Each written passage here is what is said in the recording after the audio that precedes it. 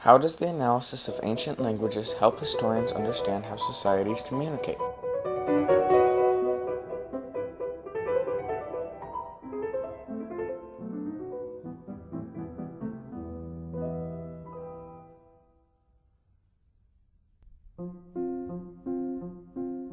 In the summer of 1799, as Napoleon's Egyptian campaign pushed forward, a French soldier discovered a unique stone in Rosetta, Egypt.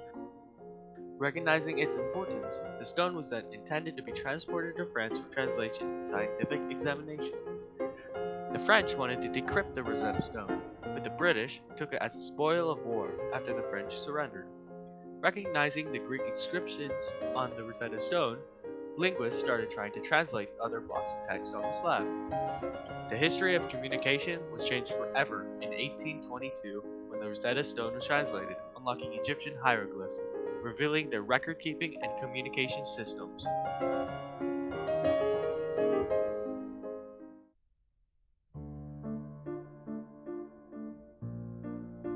Egypt was around for about 30 centuries.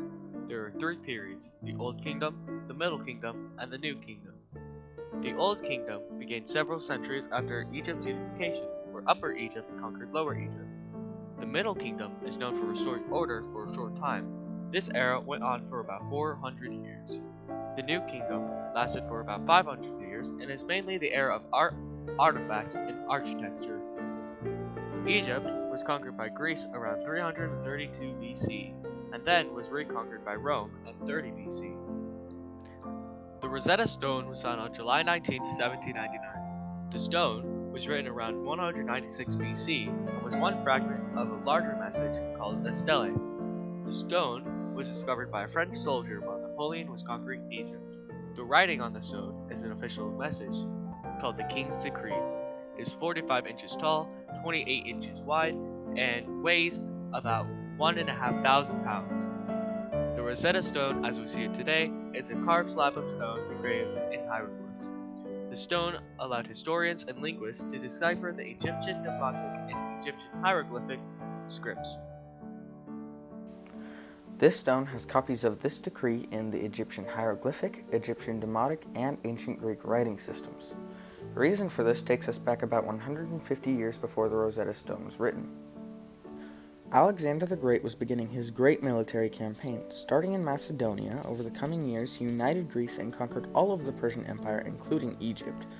Through a series of routes, his campaign finally ended once he made it to India around 323 BC, making it one of the most successful military campaigns of all time. Although it came at a high price, as Alexander died almost immediately after the war ended. During the period in which Egypt was controlled by Greece, the Rosetta Stone was written, hence the Greek inscription. As for the two Egyptian scripts, Demotic was the common written language of Egypt used in everyday life by almost everyone. The hieroglyphic script was the more official writing system used by Egyptian priests and officials, which is why they were both on the stone. Since scholars already knew how to read ancient Greek, they were able to decipher the Egyptian scripts using a newer form of Egyptian writing called Coptic script, and the aforementioned Greek inscription. It helped linguists decipher both Egyptian demonic and Egyptian hieroglyphic scripts because they were both inscribed on the stone along with the Greek inscription, which was not dead. The decree was about King Ptolemy V, who ruled from 204 to 181 BC.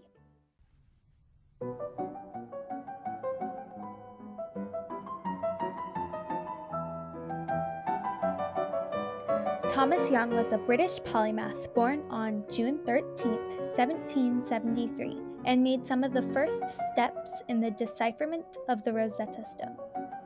Young was a physician, a renowned physicist, a physiologist of the eye, and a linguist.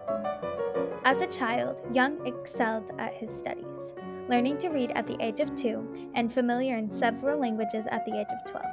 He went to study at several universities. In London, 1799, Young set up a medical practice. He established himself as a physician in London and continued to study as a prominent member of the Royal Society and Royal Institution. Intrigued by a note on the unknown language written on the Rosetta Stone, Young spent the summer of 1814 studying a copy of the Rosetta Stone and cutting it into strips to find the corresponding symbols. He continued this for the next 4 years, and in 1819 he published his findings in the Encyclopedia Britannica. He concluded that the Egyptian hieroglyphs and the Egyptian demotic were related, and that the demotic script contained symbolic and phonetic elements. The article he published included translation of 218 demonic words and 200 hieroglyphic words. Young made many great achievements throughout his life and died May 10, 1829 in London, England. His work was significant to the decipherment of Egyptian hieroglyphs, and some say they might have inspired Jean-François Champollion. Jean-François Champollion is credited with deciphering the Rosetta Stone. He was born in Figeac, France on December 22, 1790. By the age of 16, he had mastered 6 Oriental languages aside from Greek and Latin. In 1807, he moved to Paris and studied at the Collège de France. He studied Oriental languages there. In 1815, he started his most prominent work, using Egyptian Coptic, a new form of Egyptian writing, and the ancient Greek on the stone. He started to translate the Rosetta Stone. Champollion realized that characters in the Egyptian scripts could represent multiple things depending on the context, and could represent either one character, one word, or even an entire idea. He submitted several theses concerning the relationship between non-hieroglyphic and hieroglyphic Egyptian writing, one in 1822 and one in 1824, providing the long-searched-for answer for translating Egyptian hieroglyphs, although his colleagues were reluctant to admit that he cracked the code and insisted that he was wrong for a time. In 1826, he became the director of the soon-to-be Egyptian Museum in the Louvre. From 1828 to 1830, he conducted his only expedition to Egypt and suddenly died in 1832 in the middle of his book on Egyptian writing.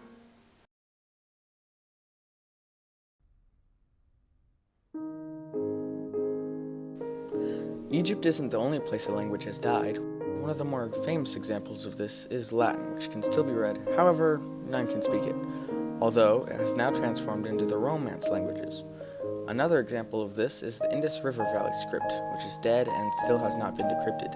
However, researchers are actively studying and trying to decrypt this ancient language. These are but very few examples of dead languages. Many Native American tongues are currently dying, and many have already died. The decryption of the Rosetta Stone allowed historians to understand more about Egypt. Knowing more about Egypt helped historians understand how it transformed modern society.